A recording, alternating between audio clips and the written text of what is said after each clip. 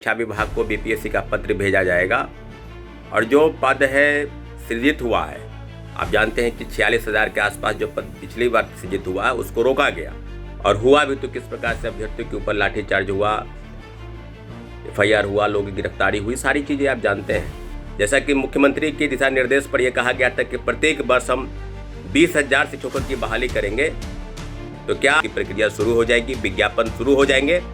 46,000 पद की बहाली होनी चाहिए और पहले की तरह एक परीक्षा जो है वो आयोजित करे सरकार।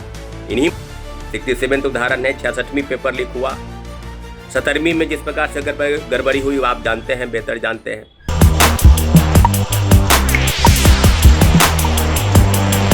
नमस्ते, नमस्कार, जय हिंद साथियों। शिक्षक बहाली की जो चरण है उस चरण पर अभी तक सरकार के तरफ से, बीपीएससी की तरफ से कोई भी विशेष पहल नहीं की जा रही है। और जैसा कि शिक्षा मंत्री ने कहा कि 25 जुलाई के आसपास बीपीएससी को अधियाचना भेज दी जाएगी, तो सारी चीज़ों पर पूरा अपडेट है कि जैसे ही शिक्षा विभाग को बीपीएससी का पत्र भेजा जाएगा और जो पद है सृजित हुआ है, आप जानते हैं कि 46,000 के आसपास जो पद पिछली बार सृजित हुआ है उसको रोका गया और बहाली की निकालने के संदर्भ में सारी चीज़ें जो है लगभग अंतिम पायदान पर थी, जिसको कहीं ना कहीं सरकार ने रोकने का काम किया। नई सरकार के गठन के बाद जब प्रक्रियाएँ जब तेज हुई तो रोस्टर के बाद कही जा रही थी कि रोस्टर का काम पूरा हो रहा है और रोस्टर के काम पूरा होते ही बहाली की प्रक्रिया शुरू की जाएगी। साथियों, लगातार कहा जा रहा है, आंदोलन भी हुए और आंदोलन को किस प्रकार से प्रशासनिक के कठोरता के साथ उसको कुचला गया, होने नहीं दिया गया और हुआ भी तो किस प्रकार से अभ्यर्थियों के ऊपर लाठीचार्ज हुआ, एफआईआर हुआ, लोगों की गिरफ्तारी हुई, सारी चीज़ें आप जानते हैं। अब 25 जुलाई का इंतज़ार है और 25 जुलाई के पहले शिक्षा विभाग को दोबारा बीपीएससी जो पत्र भेजेगी उसमें जो दोबारा जो जाएगा पत्र उसको वापस किया जाएगा। सिलेबस क्या होगा, प्रीलिम्स और मेंस को लेकर जो अधियाचना के पहले जो कार्मिक विभाग ने जो पत्र भेजा है उसमें बीपीएससी को सूचित किया और बीपीएससी इस बात के लिए भी तत्पर है कि बहुत जल्द मीटिंग होगी और प्रीलिम्स और मेंस होंगे या नहीं होंगे या सिर्फ पहले की ही तरह परीक्षा होगी, इस बाबत जो है बैठक करके सारी निर्णय जो सारे फैसले जो है किए जाएंगे। दूसरा महत्वपूर्ण है कि क्या सीटों की संख्या, जैसा कि मुख्यमंत्री के दिशा निर्देश पर यह कहा गया था कि प्रत्येक वर्ष हम 20,000 शिक्षकों की बहाली करेंगे, तो क्या पहले की तरह अगर सीटों की संख्या 46,000 रहती है तो बहुत अच्छी बात है, पूरा उम्मीद कीजिए कि 46,000 पदों की संख्या रहनी चाहिए। लेकिन 20,000 होता है तो कई ऐसे विभाग हैं, कई ऐसे विषय हैं जैसे फिजिक्स हो, केमिस्ट्री हो, जहाँ पर पदों की संख्या काफ़ी है, इसके बावजूद भी वहाँ पर सीटों की संख्या कम रहेगी। साथियों, बात ये नहीं है कि आखिर बहाली कब होगी, बात सीधा सवाल ये है कि बहाली के संदर्भ में जो चीज़ें अभी तक बाधित है उस मामले पर सरकार की तरफ से कोई ठोस पहल इसी महीने तक होना है।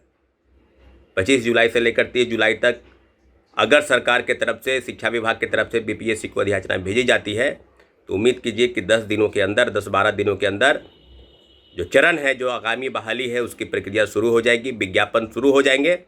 46,000 पद की बहाली होनी चाहिए और पहले की तरह एक परीक्षा जो है वो आयोजित करे सरकार। इन्हीं मांगों के साथ कि आगामी जो चरण हो उसमें, आगामी जो बहाली हो उसमें आप प्रीलिम्स और मेंस लेंगे, ताकि विज्ञापन की मांग कर रहे थे बार बार।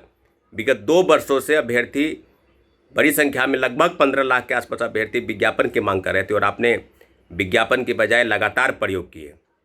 अभी हाल में ही आपने एक गजट पास किया है, कैबिनेट से सरकार को बीपीएससी को एक पत्र भेजा है कि एडीओ बीपीएससी या बीपीएससी द्वारा ली जाने वाली आगामी जितनी भी बहाली है, सब बहालियों में 2 परीक्षाएँ कराने का जो मसौदा है उसको तैयार करके भेजा गया है। तो क्या इससे पेपर लीक धांधली सेटिंग रुक जाएगा? क्या बीपीएससी द्वारा जो सिविल सर्विस परीक्षा होती है उसमें पेपर लीक नहीं हुए? 67 उदाहरण है। 66वीं पेपर लीक हुआ, 17वीं में जिस प्रकार से गड़बड़ी हुई आप जानते हैं, बेहतर जानते हैं। बीपीएससी टीआरई 2 और टीआरई 3 के पेपर लीक हुए। तो सवाल एक पेपर और 2 पेपर का नहीं है। अपनी गलती, अपना जो पाप है उसको ढकने का प्रयास बीपीएससी ने अभ्यर्थी के ऊपर थोपा है और उसको प्रयोग के तौर पर आप कह सकते हैं। बीपीएससी जानती है कि बहाली की प्रक्रिया कैसे होती है और किस प्रकार से टेंडर ब्लैकलिस्टेड कंपनी को ठेका दिया गया जो चेकिंग होती है वहाँ पर सेंटर पर, उसमें किस प्रकार से अलग अलग प्रकार से बायोमेट्रिक सिस्टम, बायोमेट्रिक में कौन कौन व्यक्ति काम करते हैं, किस प्रकार से उनकी बहाली होती है और कौन कौन किस तरह से किस विद्यालय में है, ये पूरी जानकारी जो है कहीं ना कहीं सार्वजनिक तौर पर कोचिंग इंस्टीट्यूट, कोचिंग माफिया, शिक्षा माफिया और पेपर लीक और धांधली सेटिंग में सक्रिय रहने वाले लोगों को आपने सौंपा है। तो फिर कैसे आप कहेंगे कि पेपर लीक रोकने के लिए एडीओ या बीपीएससी की आगामी परीक्षा में 2 परीक्षा कराएंगे तो पेपर लीक रुक जाएगा? जाहिर सी बात है कि इस तरह के प्रयोग करके शिक्षक अभ्यर्थियों को उलझाया गया है।